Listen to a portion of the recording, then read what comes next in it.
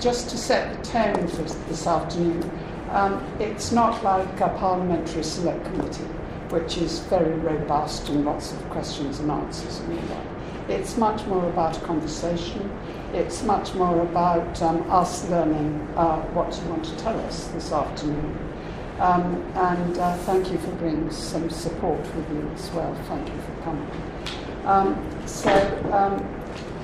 I don't know if you want to introduce yourselves for perhaps Sonia, who might not have met you before. So, Jo, are you sort of sure. in charge? Yeah, in charge. Susan, I'm not sure. My name's Jo Cozens. I'm from Wales. I've got a son that's affected by the drug, and I'm the chairperson of the Organisation for Anti-Convulsant Syndrome. So not only valproate, we cover all the epilepsy medications, and we're primarily a support group. Right. And my colleague? Susan Cole. I'm a trustee of OACS Organisation for Anti-Convulsant Syndrome as well. Thank you. I'm Carol. Sorry, Carol. Do it UK first. I'm Carol. I work with Jo and Susan as well. I'm support on the Facebook page and wherever else I can get my hands on, basically, on the phone. And I'm a trustee, but most importantly, I'm a mum. And that always comes first. Yeah, thanks very much. I'm Karen Keely. I'm from Ireland, and I'm chairperson of Organisation for Anti-Convulsant Syndrome Ireland, and a stakeholder in the Facts Forum Ireland. And I do the research and collect papers and support and everything basically based around Ireland, and I'm a trustee also in the UK. Okay, thank you very much. And I'd be really grateful if you could speak up a little bit because there's a bit of an echo. Okay. So who'd like to start? Yes. Go for it. So, as I've just explained, OACS is a support charity for families harmed and impacted by teratogenic effects of epilepsy medications. And as a charity, we're actually celebrating our 20th anniversary next year. Previous to that, it was another organisation called NFACSA that was run by a lady called Linda Hamilton, and that was running about 4 to 5 years previous to us. So you can imagine it's not a new subject, and it's always been there. As far as one of your questions regarding the robustness, the speed, appropriateness of those processes, actions followed by the relevant pharmaceutical applicants and holders of licences and manufacture. OACS Charity's view on this is that the warning signs of valproate were there from the start. So I want to take us back a little bit in history on that. So following the thalidomide tragedy of 1957 to 1961, in 1963, the government asked Sir Dunlop to set up a committee to investigate the control and introduction of new medicines in the United Kingdom. And in 1963, the Committee of Safety of Drugs came about, and it was established as CSD. And as a result of the subsequent report to the Department of Health, which reinforced the need for special trained doctors, pharmaceutical industry, academic departments of medicine, Dunlop became the first chairman of the committee in 1970. And the CSD was replaced then by the Committee of Safety of Medicines. The CSM was one of the advisory committees established by the Medicines Act in 1968. Fresh off the back of the CSM being set up, in France, more and more reports of problems with valproate were being reported. Valproate was the first marketed for the treatment of epilepsy as Depakine in France in 1967. Only 5 years after the discovery of its anticonvulsant activity in rodents, and was commercialised subsequently in more than 100 countries. From the Anti-Epileptic Drug Development April 1977 document on page 20 and 21, it states that no trials were run, yet the drug was licensed in 1973. and how that came about. The original company that set up Valproate. So the history of licensing of Valproate in England dates back to 1971. And at that time, he was and as such, he made monthly trips to London. The president of the corporation asked him during this visit to see if he could perhaps begin to see if Valproate might be introduced into England. Lapidge at the time didn't think that they would get the drug past the stringence of test requirements of the drug committee. An appointment with the secretary of the committee to see what procedures were required. Lapidge had very little English documents, wanted to see whether the product may get approval. A couple of weeks later, the news from London was positive. As a result, began the translation of the French file and began putting it into a form required by the British. And the British and French applications were different, but the data was exactly the same. Following on several meetings with the committee, finally in October 71, presented the committee with a document of around 300 pages, each of which was the extract of the French version put into English, but rearranged to meet the DHSS requirements at the time. As a result of this formal submission, the DHSS come back a series of questions which answered. At no time did the DHSS require any additional toxicology, pharmacology, or clinical trials. The DHSS asked for only two things: a complete chemical process and also an entire publication that Lapidge had published since the product had been obtained for authorisation in France. So all of the documents that led up to their licensing. The DHSS, satisfied that the file was complete, they were prepared to rule on its merits, and on July the 25th, 1972, exactly 9 months after the submission, the only question that the DHSS had to resolve was should this product be authorised on the British market as such, or should it be made to go through clinical trials to be held in England? At this point, no trials had been carried out. This was not a usual procedure for authorisation of non-British products. Instead, the UK allowed Valproate in hospitals on an only limited basis. And this was only the second time in British history that a drug was allowed in England without extensive trials. 2 years later, complete authorisation was granted. So in less than 25 months, for less than $25,000 at that time, this product was authorised for initial sales in a country which was reputed to have the most stringent regulations in the world, except for the United States. Since then, Valproate has been established itself worldwide as a major epileptic drug against several types of epileptic seizures. A government document released in 1974 which concluded not to put the warnings into the patient information leaflets to prevent fruitless anxiety in women. Under product licensing laws, there is a 10-year period in which you are able to prove that a drug is ineffective or has contraindications. And in 1975, Guy's Hospital Gazette stated, and on page 10 the comment was, sodium valproate, a new anticonvulsive review of a symposium of sodium valproate in Nottingham University the 23rd to 24th of September 75, organised on behalf of Ricketts Lapidge. The drug has been released with the warning that it has been shown to be tetragenic in animals. Very few women in this country have been taken this drug during pregnancy, and the data on their offspring is inadequate. Many more women on the continent have presumably had pregnancies while taking the drug, but unfortunately statistical data on the instance of fetal abnormalities were not available. with the memory of thalidomide, few clinicians would be happy to allow their female patients to take sodium valproate at the time of pregnancy risk or during pregnancy until this point has been clarified.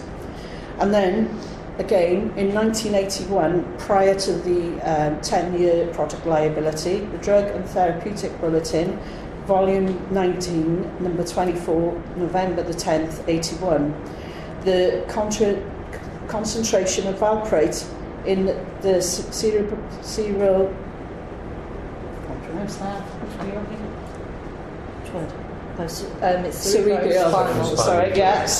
spinal fluid, breast milk, and free in plasma is about 10% of the total plasma concentration. Valproate crosses the plasma easily, and the plasma concentration in newborn and other mothers are similar. So, Ricketts and Labar's data sheet from 1981, women of childbearing age, sodium valproate, like certain other anticonvulsants, has been shown to be tetragenic in animals. In women of childbearing age, the benefits of these compounds should be weighed against the possible hazard suggested by these findings. And then the new Committee of Safety and Medicine's report, then from the 9th of January 1983, at the end of the 10-year product licensing, the Committee of Safety and Medicine's current problems content sodium valproate and congenital abnormalities raised in a paper. 2,285 children were exposed to valproate in uterus. Symptoms included cleft palate, skeletal abnormalities, congenital heart disease, CNS, abnormalities of the gastrointestinal tract, facial and ear abnormalities, mental retardation, that's not my word, that's a word that is from this report, and genitourinary abnormalities, and fetal hypoxia. And recent reports have mentioned apparent association with neurotube defects in women using valproate, like other anticonvulsives, is known to be tetragenic in animals. Everything that I've mentioned so far has raised the red flag, especially, as I mentioned, the actions put into place following the thalidomide scandal. The fact that the licence of valproate didn't follow the correct procedure, as a mum, as a chairperson representing 20,000 plus families that have been impacted, I feel personally, and I think we all feel, that this is quite criminal, how this actually happened and how it began. September 1987, the Drug and Chemist extract, tetragenic effects of many anticonvulsants, presents a serious dilemma in treating and in female epileptics. There is a small but definite risk, about 2 in 3 times normal, of local malformations. Recent evidence suggests that valproate has a higher tetragenic potential than most and is absolutely contraindicated. In 2013, we established that prescribing of Epilim and its side effects to the unborn child, the summary of product characteristics for Epilim, which was published in 1997, states, from an entry from Sanofi Winthrop, the manufacturers of Epilim at the time, give the following advice to prescribers. And this extract is actually from a letter, my personal letter to me from the Welsh Government. In women of childbearing age, Epilim should be used only in severe cases or in those resistant to other treatment. The SPC goes on to advise women of childbearing age should be informed of the risk and the benefits of continuing anti-epileptic treatment throughout the pregnancy. This demonstrates that there was an awareness of safety concerns at that time and in 1997 by the drug company. It is clear from the evidence that we have found that the robustness in looking back is not evident. Information has been withheld from patients since before the drug was licensed in the UK. Because of this, we were not able to carry out an informed decision which they are legally entitled to, and their human rights were taken away, and that's how we feel. It is also evident through our members that health professionals have not linked any children's problems and symptoms to the medication taken during pregnancy. It is also clear that the documentation that we have found that from the licensing of the drug in France in 1967 and previous to that, that time, it shouldn't have happened, because after that it was launched in the UK. And there was growing knowledge of the tetragenic effects of sodium valproate. With hindsight, it is obvious that the regulators should have done something back then, and what they are doing now is great, but did they have the knowledge at that time, which they did, and what is the price to a disabled child? It will be very difficult to reach consensus on the characteristics of fetal valproate syndrome because they are so wide, and as the children grow older, as they become adults, we will now be in their late 40s, the earlier children, and there's no possibility of knowing how the syndrome will develop, especially as each individual is affected differently, with different degrees of development, and we have a good idea of the childhood difficulties, but how they continue to develop as adults is unknown. How will the syndrome affect them as they get older? Will their medical conditions worsen? What effect will this have on their abilities? You will not have the answers to these questions until you find the lost children of sodium valproate. With regards to their lifetime needs, again, there's no knowing, there's no hard, there's no fast rule of what every child needs. You cannot prepare for this. The children born in the 70s must be found, all of them, and their needs can change dramatically in such a short space of time.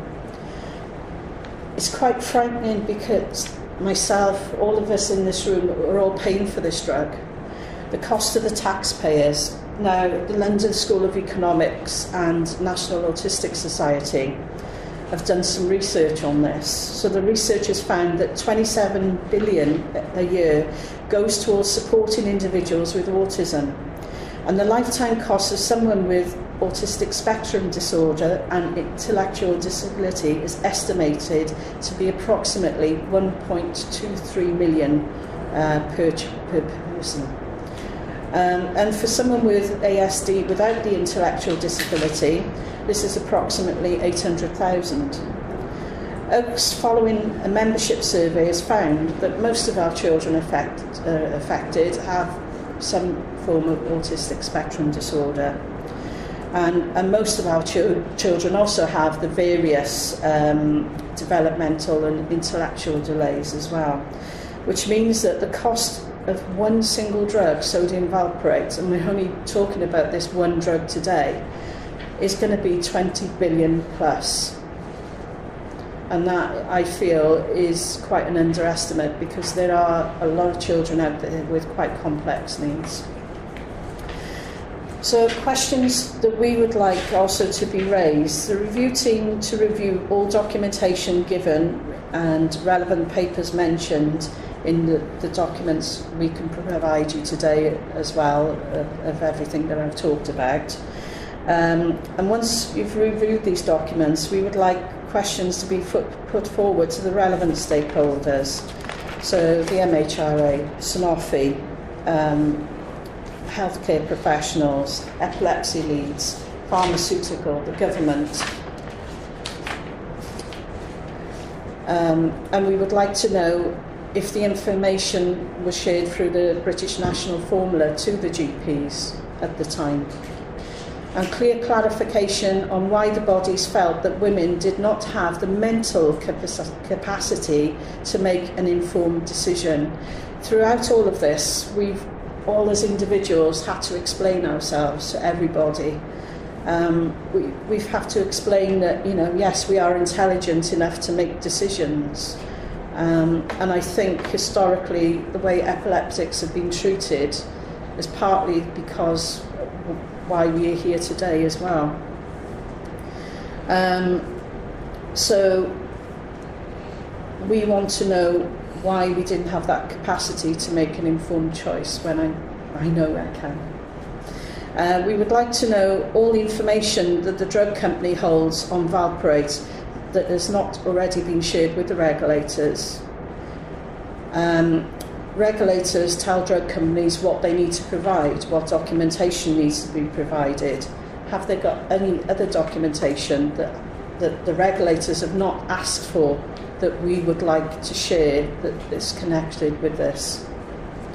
And Sanofi are legally bound to provide information requested by the regulators, and as per the current French proceedings, a judge has actually ruled that Sanofi had a moral duty to disclose all relevant information regarding contraindications. Is there further information as per the French court case that we should have been made aware of right here today? Following the failed court case in 2010, many of the documents that were received at that time were actually redacted for 100 years. And could this be used as evidence, in which I would say probably implies a further high-level cover-up, because why else would a document be closed down for 100 years? OACS would like the review team to immediately go back to the government and request a high-level judge to open the redacted papers with the remit to see whether there are relevant information within those papers that should be included as part of the review. It was recently revealed that the government has historically advised that Legal Aid Board withdrawn funding from other cases. OACS would like to know if this was the case in the legal battle in 2010. And Susan's going to go into a little bit more detail regarding that a little bit later on. And can the review team ask Theresa May why she hasn't put an inquiry into her manifesto, considering the seriousness of the issue, when the Labour Party have actually done that? And it is clear from the evidence we're providing today that the public inquiry is necessary to open up these redacted documents if you cannot do this, and the requirement to make these recommendations. OACS Charity feel that without these documents being opened, the review team do not have all the tools that they require. To Sanofi, do you have information of independent or in-house research in your archives that for one reason or another hasn't been passed onto the regulators? Again, regarding the pterogeneticity of valproate. And OACS would like to the review team to be able to see and review these Sanofi archives if they don't want to share them with us as a charity and an organisation. OACS would like the review team to look at the universities, college facilities, faculties, as they did a lot of historical research into valproate in the early days. We would like the review team to look at Parliament and the House of Lords libraries as well, because a lot of conversations between MPs happened, and there may be further detail on what happened, the decisions that were made back then regarding valproate. Due to the high incidences of deaths and miscarriages relating to sodium valproate in France, the French charity APSEC has done research on this, and it showed that out of 5,982 victims, there have been 1,418 miscarriages and 140 deaths. We feel that it is vital that this is also looked into in the UK. It's something that we haven't done, but France has had more numbers their end because it's been so prevalent in the media that more people have actually come forward. There are many symptoms of fetal valproate disorders, and for every child that has ever been born of a mum that has taken valproate should go through a checkup in a multidisciplinary centre where they can be assessed and diagnosed with with the new fecal valproate spectrum disorder and any other contraindications. Social welfare should be looked at, entitlement to any benefits, education, and also counselling offered. This should happen into adulthood. Our children, once diagnosed, will require yearly checkups or more checkups depending on their situation. The logic behind this is based on our membership feedback. Not all of the symptoms show straight away. So, for instance, my son hasn't shown all the symptoms since birth, and as he's getting older, more and more things seem to be popping out of the woodwork. Bad ears, he's now got to go for ear tests every year and have his ears cleared out because of the colocytoma, which we were very fortunate to catch before it ate into his brain. You know, he's had his middle ear bone removed, which shouldn't happen to any of our children. What we would like, recommended to the government, is to act right now, and we would like an MOT for all our children right now, because we feel that that is something that can be done and something that should be done. So we would like that you recommend that the government right now organise full MOTs for all our children. We can't wait for the government to read the review. I don't know how long it's going to take, but if somebody is missed, that could be one death, and that's the reality of it, because some of our children have got heart problems that we don't know about, and some children, it could be worse. There could be problems with the brain. And any new child born to valproate should have a passport, so that when they see the healthcare professional, the teacher, or anybody related to that child, they shouldn't have to go and explain every new term in school, hi, my name's Joe Cozens, this is my son, and you know, this is the care that he needs throughout his life in school. And that's what all of us do, every single doctor's appointment and every time our children go up in school years. And all families should be compensated and given an option of whether they wish to have a trust fund set up like the Thalidomide Trust, or the ability to put the compensation into a trust fund of their choice. I think obviously that is something that is quite important, and you'll probably hear that throughout the proceedings for most groups. And we would like counselling available. As a mother, I still feel guilty in the pit of my stomach that I took a medication that has harmed my son. But as a person that wants to function and live day to day, I lock that key away and I don't visit it. I know that I probably should get some counselling, and I know it's not good for my epilepsy. But there are a lot of people out there that are going to find out about this, and there needs to be counselling ready, available for them. Another thing that we're hearing day in, day out, and it's on the telly, is PIP. And unfortunately, there's no cure for ASD, there's no cure for FVS. So what we would like is access to speedy PIP claims, avoiding the red tape for children affected. There's no common sense, and God knows how much it must be costing the UK government to do this. And finally, the government can, with the help of all the stakeholders, do a public service announcement. There's one way to get through to everybody, and that is the good old public service announcement on the television.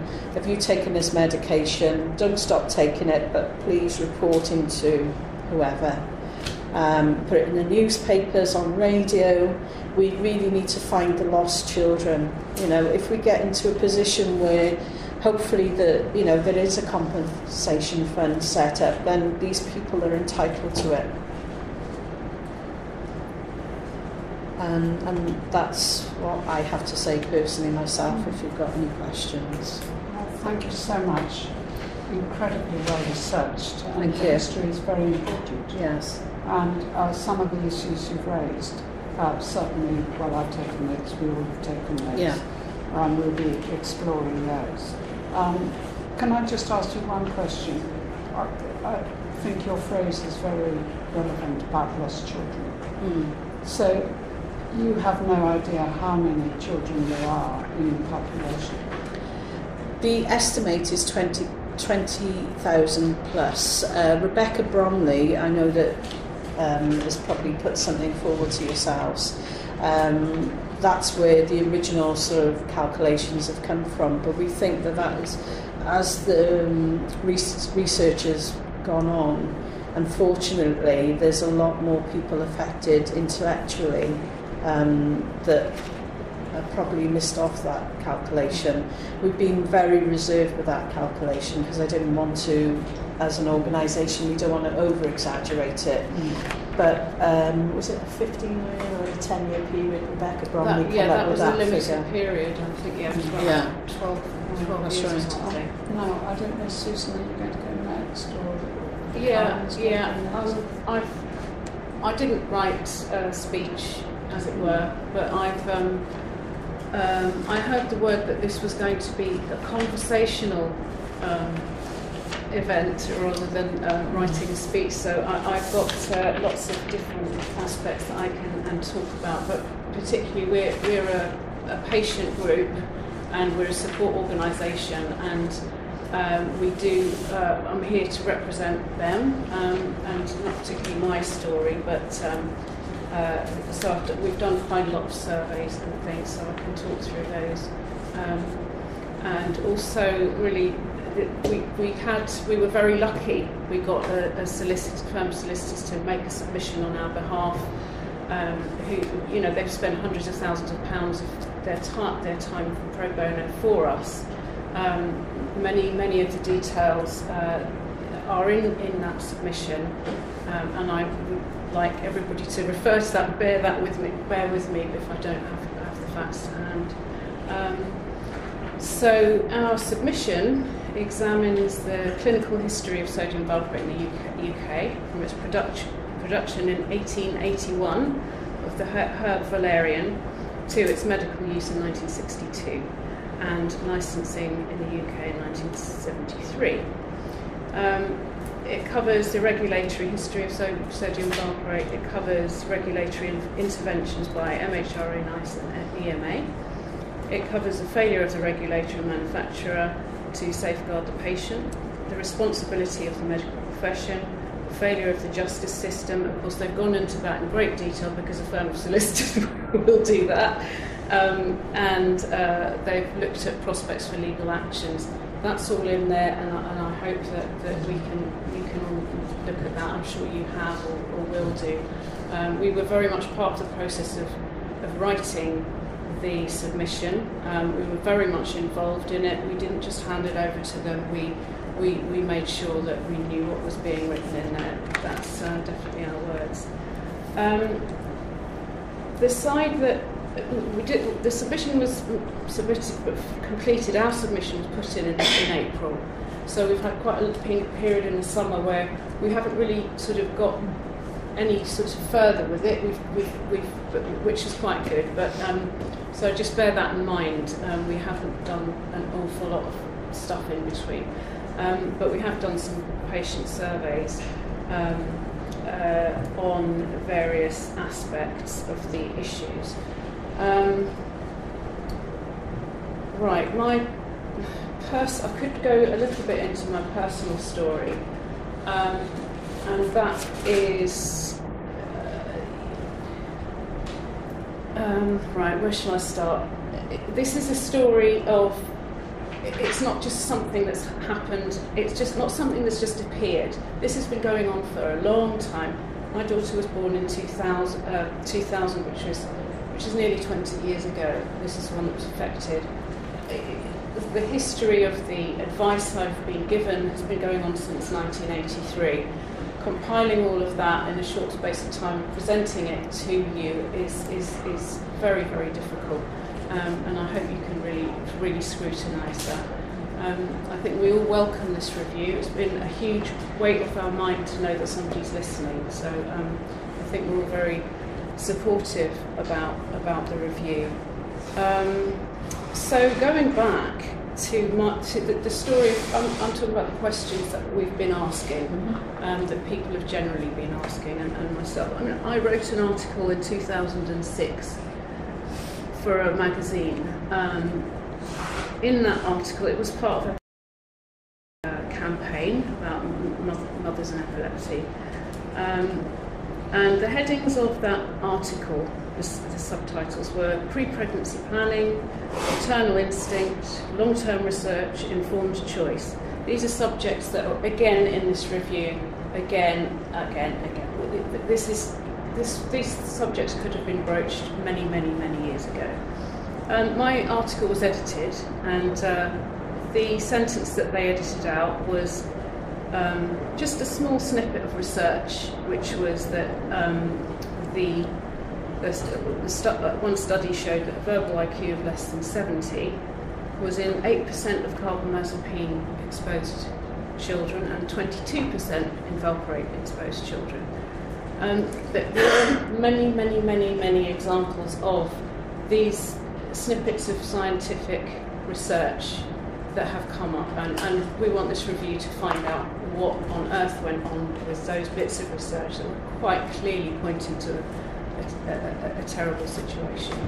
As Joe said, when we did take our court case, I was part of the faculty litigation.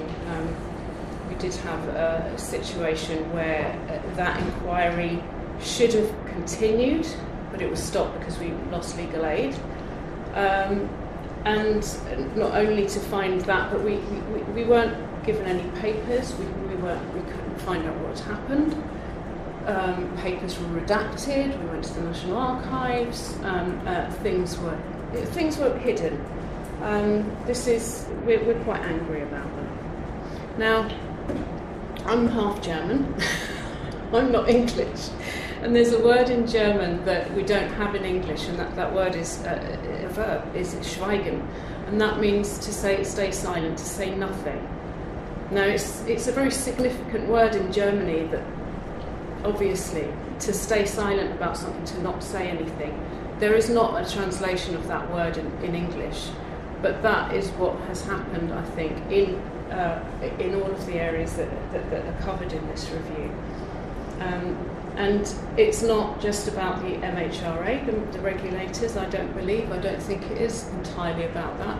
They are very culpable, we believe, and we know that Carl Hennigan is going to be probably very much talking to you about the problems with the regulators, and I won't go into that in great detail.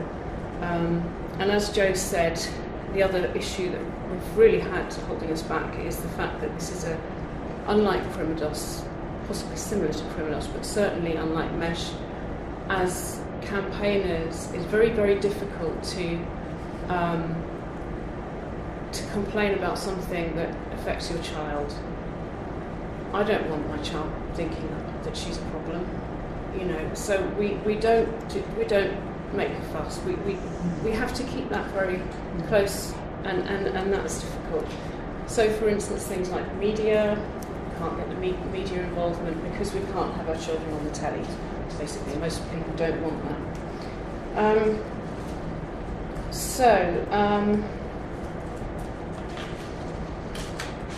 I can talk you through all the different things that I've tried over the past, but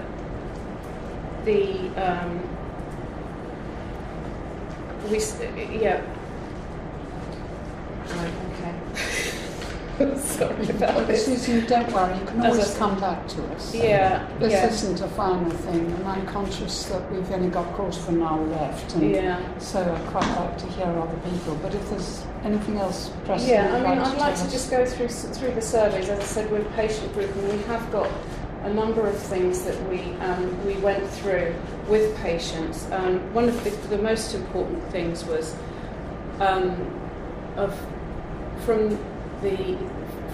when we asked our people what their neurologist told them at the time, they all told them what was on the patient information leaflet at the time. There was one case where a neurologist had told a patient and given them statistics and proper statistics that they could deal with. We believe this is completely outrageous, and neurologists must make more of an effort to ensure that patients are given the right information. Informed consent is not about saying, oh yes, okay, I agree with you. Informed consent is about having proper information. The other survey that stood out with our patients was that when asked where they got their information from, who was most helpful to you in advising you, the one that came out on top was internet research. They had far more information from that. Also, who was most helpful to them. So that was knowledge. And who was most helpful to them was the support groups, the Facebook groups, people like OACS and Facts Aware and Fact. So not only did they get a terrible, we got a terrible lack of information and support from people. There are other issues. We tried following politicians. You know, many patients have written to MPs over the years, and the MPs have not replied. We've got one case where the person was shown a door. Politicians have constantly towed the party line. So when you speak to an MP, particularly local politicians, they obviously phone their head office and say, what should we say here? That comes back. There's no independence in the political system to actually ensure that checks and balances are made. Likewise with the science research, it seems to be a top-down industry. There's not enough epidemiology, there's not enough coming from the paediatricians to find out what's happening. In our submission we do want, and I understand that there will be some specialist centres for children with fetal valvular syndrome. So if there's material you'd like us to see, do send it. The survey sounds really interesting, and I think that would be really helpful to us. Will do, yeah. A document from the, my name is Keely from Ireland, and this is reference to Ireland. A document from the ICI dated 6th of April 1973 states, there is some evidence of a higher than average incidence of congenital abnormalities in infants born to epileptic mothers. The precise factors influencing these are unknown, but the possibility that anticonvulsant therapy may be involved and the very slight risk of abnormal fetus must be outweighed against the risk of withholding treatment during pregnancy.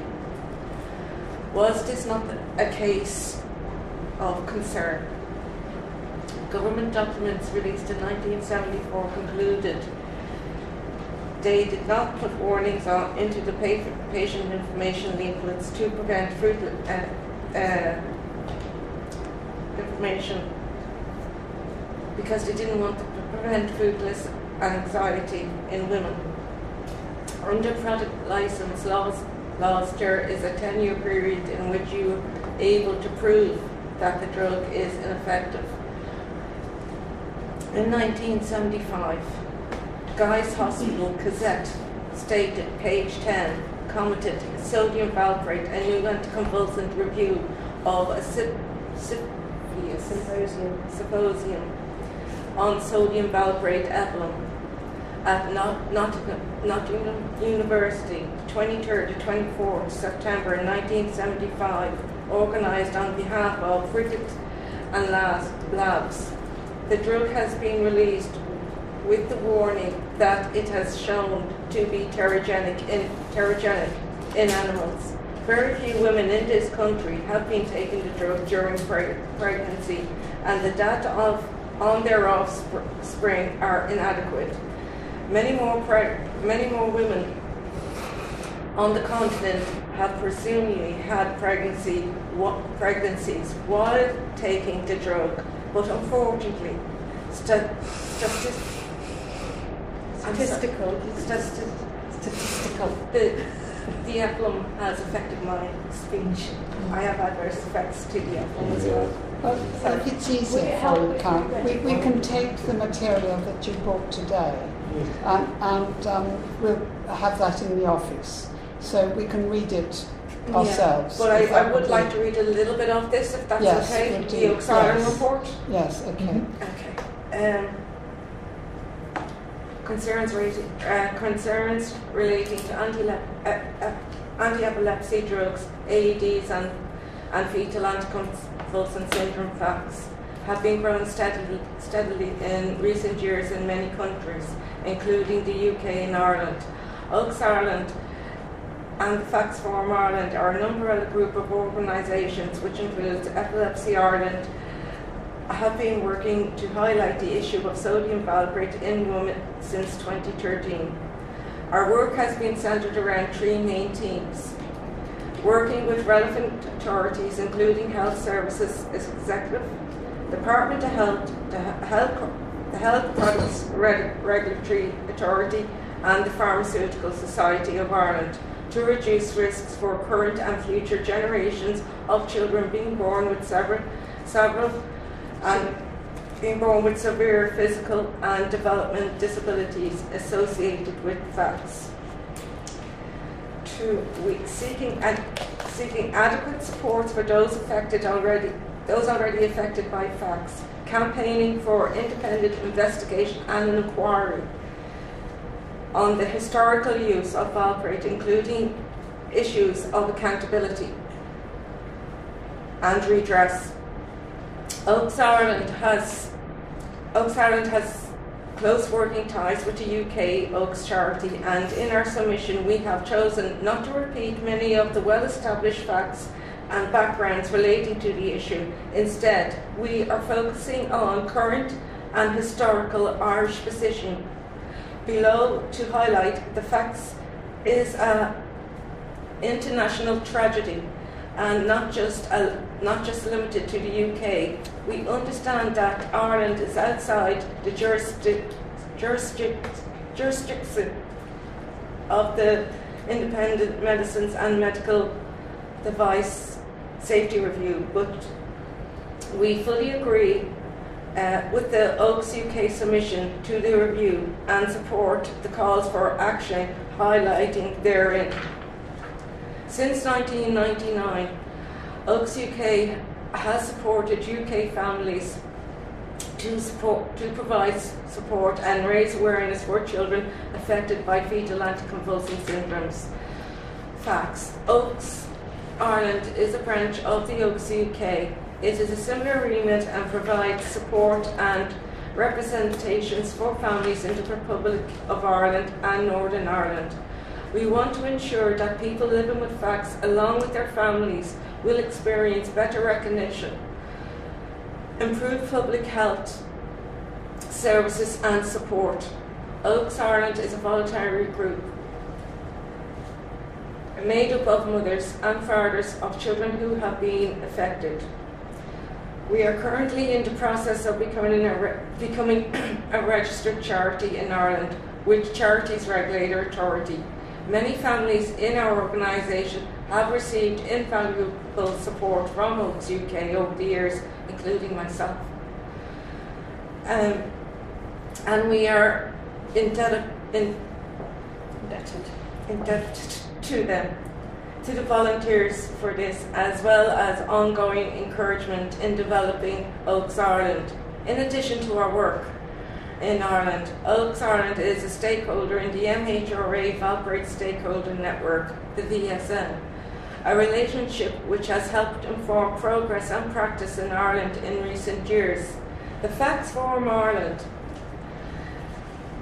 is an umbrella group of organisations that have come together to advocate for better services and support for families and children affected by fetal anticonvulsant syndrome FACS, and raise awareness of FACS to ensure appropriate risks reduction measures are implemented in Ireland.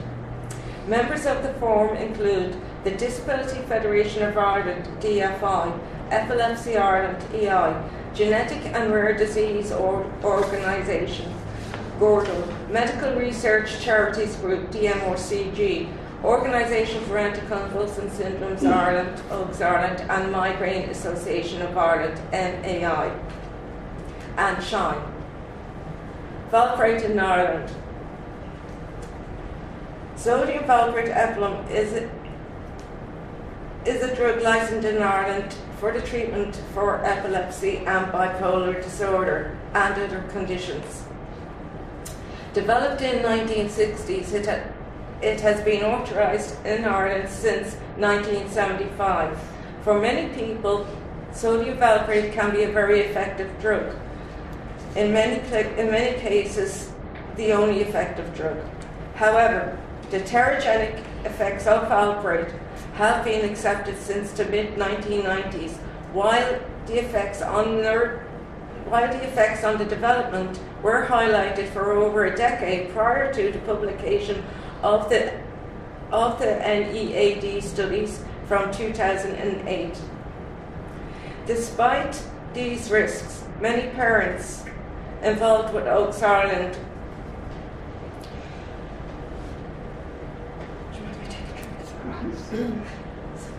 Would you just like to perhaps give us your papers so that we can then study them, perhaps?